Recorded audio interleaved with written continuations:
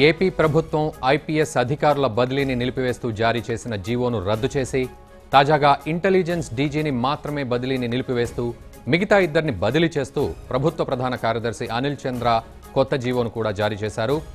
బదిలీలను నిలిపివేస్తూ చేసిన 716 జీవోను రద్దు చేసి శ్రీకాకుళం, కడప ఎస్పీలను మాత్రమే బదిలీ చేస్తూ 720 జీవోను జారీ చేశారు.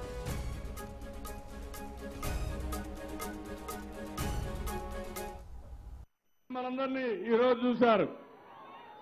నిన్నైతే పీయూష్ గోయల్ చెప్పాడు, ఎవరైతే జగన్మోహన్ రెడ్డి మాతోనే ఉన్నాడు, కేసీఆర్ మాతోనే ఉన్నాడు నిన్నే చెప్పాడు.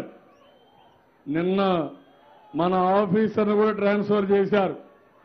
ఎలక్షన్ కమిషన్కి అధికారం లేదు. మామూలుగా చేస్తే ఒక పద్ధతి ఉంటుంది. ఇంటెలిజెన్స్ అనే అధికారి ఎలక్షన్ డ్యూటీలో రాడు. ఆయన మనకు భద్రత, నాకు కానీ, మినిస్టర్లకు కానీ, ఎమ్మెల్యేలకు కానీ, నాయకులకు కానీ భద్రత కల్పిస్తాడు. మనందరినీ ఈరోజు చూశారు. నిన్నైతే పీయూష్ గోయల్ చెప్పాడు, ఎవరైతే జగన్ చేసిన ఫిర్యాదుతో ఈసీ అధికారులను బదిలీ చేశారని చంద్రబాబు ఫైర్ అయ్యారు. ఇంటెలిజెన్స్ అధికారులు ఎన్నికల్లో పాల్గొనకూడదని ఏమైనా రూల్ ఉందా అని ప్రశ్నించారు. అనంతపురం గుత్తి ప్రచార సభలో మాట్లాడిన చంద్రబాబు, సీఎంకు, మంత్రులకు భద్రత కల్పించడంలో అధికారులు తమ కర్తవ్యాన్ని నిర్వహిస్తుంటే బదిలీ చేస్తారా అంటూ ఈసీని ప్రశ్నించారు.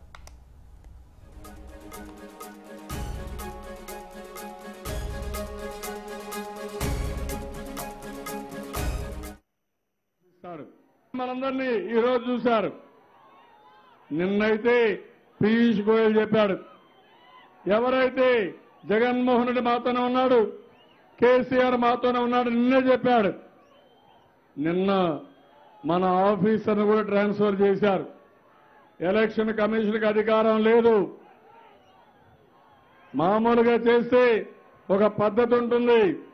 ఇంటెలిజెన్స్ అనే అధికారి ఎలక్షన్ డ్యూటీలో రాడు. ఆయన మనకు భద్రత, నాకు కానీ, మినిస్టర్లకు కానీ, ఎమ్మెల్యేలకు కానీ, నాయకులకు కానీ భద్రత కల్పిస్తాడు.